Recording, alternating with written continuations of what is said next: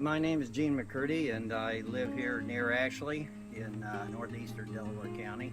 And I'm going to talk to you a little bit about bees. This is often what you'll see sitting alongside the road or in somebody's field.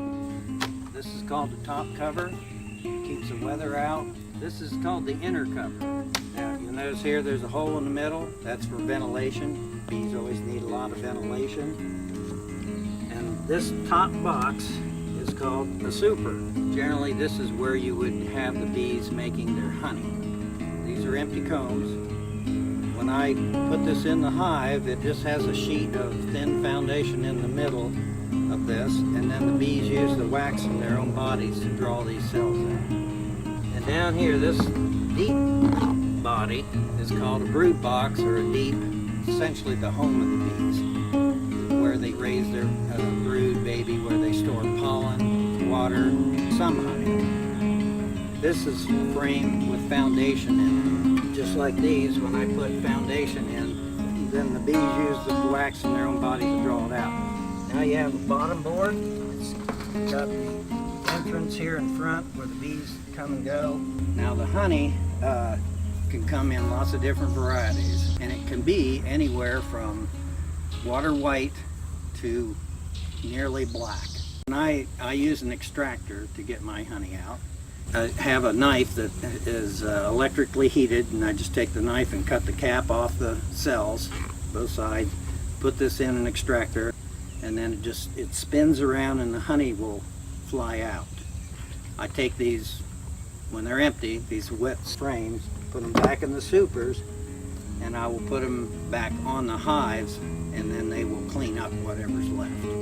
Before you go into a hive, you want to kind of watch what's going on at the entrance. First thing I'm going to do is smoke the hive. What that does is disrupt their communication. Bees communicate mostly with pheromones. Smells all the bees will give off, and different bees give off different pheromones. One of the things is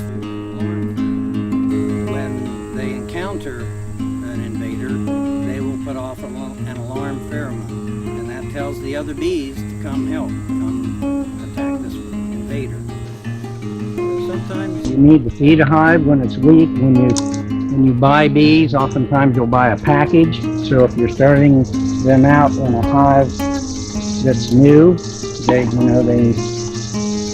need to be able to build a lot of comb. You need to feed them. So this is a feeder pail. Feed 1-to-1 sugar to water ratio. There's sugar water in here, and it comes out through this little screen, and they eat it. Frequently I get asked questions about the health of the bee. Like many things, it's a mixed bag.